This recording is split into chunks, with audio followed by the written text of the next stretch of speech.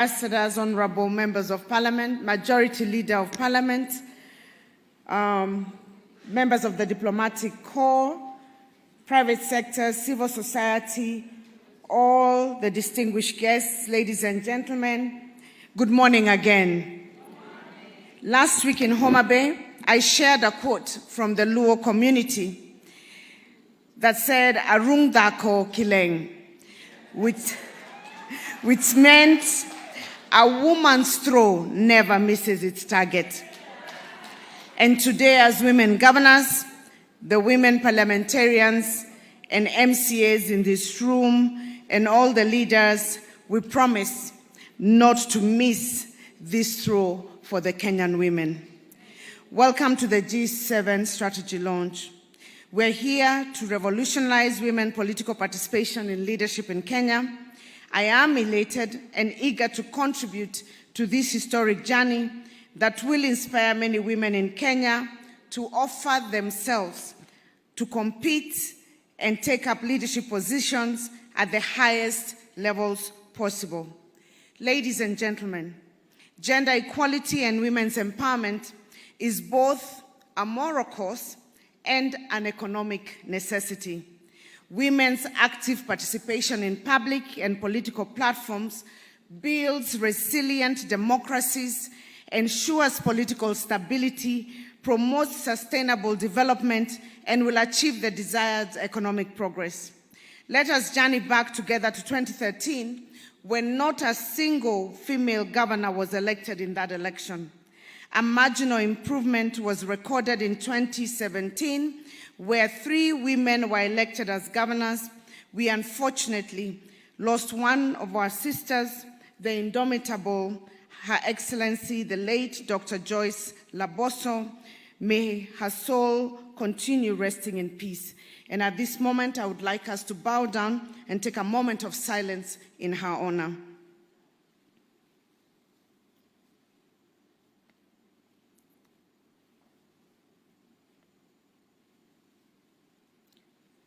Thank you. Today, the G7 reflects progress in women's political leadership as CEOs of county governments. Ladies and gentlemen, the G7 strategy is designed to accelerate equal and inclusive representation in decision-making and to model efficiency and accountable governance, as my colleagues have said. The strategy aims to showcase this transformative leadership we strive to deliver on the promise of devolution, while serving as a positive example to younger women or older women seeking access to leadership. The strategy also embodies the values of collaboration. I'm sure you have seen, when you look at us, you can tell that we are friends. We meet, even when we are not at work. We share. I saw some people looking very shocked when they heard that some of us cry. Sometimes it gets very tough because we balance both family, we balance personal lives, and we also have to do official work. We pull together collaboration. We also have accountability, inclusivity, equality, and empowerment that define Women Governors Caucus and that exemplifies transformative leadership. We share lessons. We learn from each other. I learn from Gladys Wanga, even if she's 1 year old. They learn from me. I learn from Susan. Everybody has something to give one another. And we sit down and say, how did you do that? Let's share your plans with me. Can I have that so that I don't have to start from the beginning? And we hold each other's hands, hoping that this will showcase women leadership to be exemplary and therefore motivate many other people to elect women leaders. Our goal is to increase the number of women governors from the current G7. It's not just a story. We're not just sitting here having this conversation and then going back to our homes. We have a strategy cut out for the next 3 years.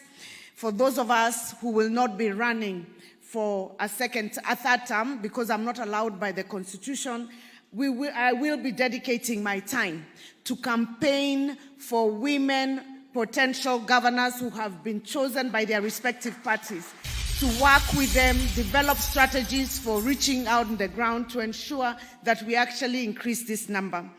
We will be, all of us, in New York in the next 2 weeks, fundraising for support and getting technical support as well for each of the counties and also for the counties that have potential women leaders. So how do we achieve this increased number in the next election? One of the biggest issues will be mentorship. It is incredible to be surrounded by many smart, dedicated women who are changing the landscape of leadership. And all of us will be giving our time, even as we run for office a second time, to mentor others who are coming up. I would like to just share one thing that I learned from Governor Ngilu. It's something very basic, but I came from technocrats. I did not know anything about politics. I had no clue about politics. I just went in there. And I remember when we were going around campaigning for women and 2/3 gender, one day we were in Kakamega, I think, and we were sitting, and of course, because I was amongst the youngest politicians, so to speak, I was still very conscious, and I think even Wanga was there. We were trying to find seats, and I had managed to find a seat because I came very early. Being a technocrat, you know, you're told 8, you are 8 seated. So I had a seat, but some other men came, big men, powerful men. And so I was very intimidated, and I was a governor, mind you. I stood up to give a seat to a man. I'll never forget Governor Ngilu. She dragged me back down and told me, never ever give up your seat for a man. Governor Ngilu, I learned my lesson. I have never again given my seat to a man. So one lesson I learned from Ngilu, very basic. She told me, never ever. How can you do that, you know? And I realized I'm a leader, an equal leader, just like the rest of them. But because they make you feel they've come with a lot of support, you know, we don't come like the women do, at least none of us do that. We don't have like 7, 8 bodyguards pushing everybody around. If you come, I don't use a front car. Is it called lead car and sirens? And I don't think any of the women governors do those things. So it's very easily that when the others who come can easily intimidate you, even when you're at peer level. But we are saying we want to show a different kind of leadership. We want to show a leadership that has an impact on the ground. We want to show why devolution actually happened, that women can lead and can deliver. And this is not a threat to the men. For me, who is the chair of the council, they know I beseech the second-term governors, please, second-term governors, support women candidates, because you're not running again. And there are women candidates who can make it in every county, we believe. It is our duty to encourage more women to aspire to political leadership, and not just political leadership, as Governor Sakaja has said, but also leadership in general.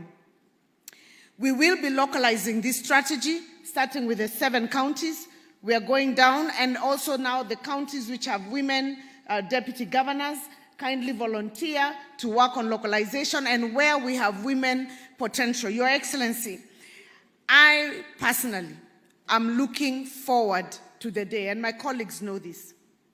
I'm looking forward to the day, Your Excellency, I will say like Sakaja after your term, that this country will have more than 1, maybe 2 women or 3 women presidential candidates competing against each other. Inawezekana haiwezekani. Inawezekana haiwezekani. Amongst these women here, they come from different political parties. Why not? Men compete against each other. We saw President William Samoei Ruto competing with another in not so long a time in the future. We are hoping that from G7 to G24 to even higher, not just deputy, prime minister, but presidents, there will be a time, like one country I know in Europe, where this issue of handshake will be between Governor Ngilu, it will be between women leaders. A presidential candidate woman who has won in Kenya, and a leader of opposition who's a woman who lost. And it can happen in Kenya. But we have to see it, we have to believe it. And we're not saying it because women are just women. We're saying it because any woman who has aspired and has risen to the position of governor or leadership in the National Assembly, that woman can aspire to lead this country. We don't know where that will come from, but it is my belief, and I look forward to a day when that will happen.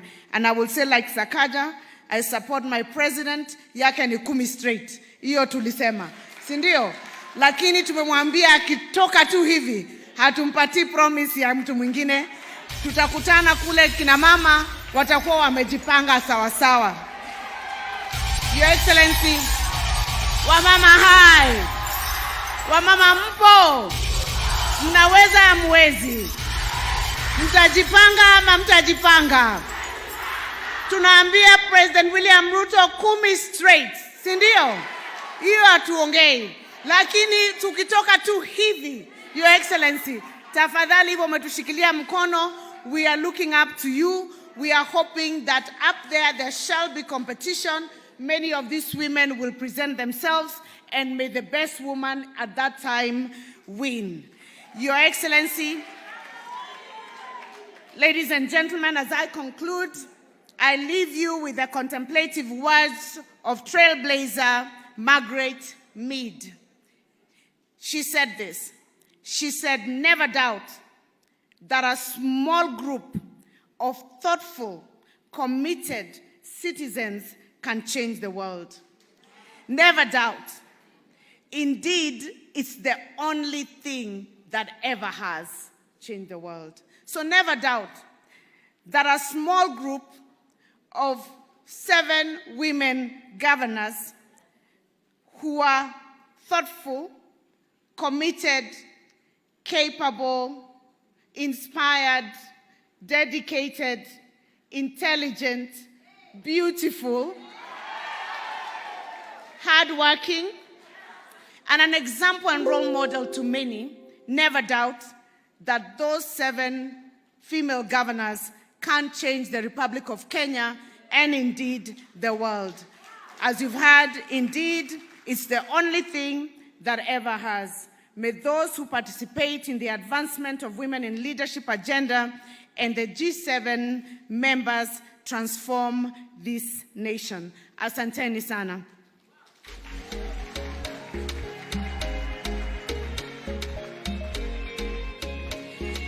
And now, it is my singular duty and honor to invite our role model, our president, our party leader for those of us who are in UDA, His Excellency William Samoei Ruto, PhD, to address this gathering.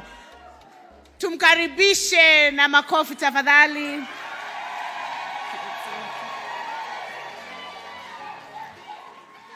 Asanteni sana, tafadhali tuketi. Asanteni sana. Thank you very much.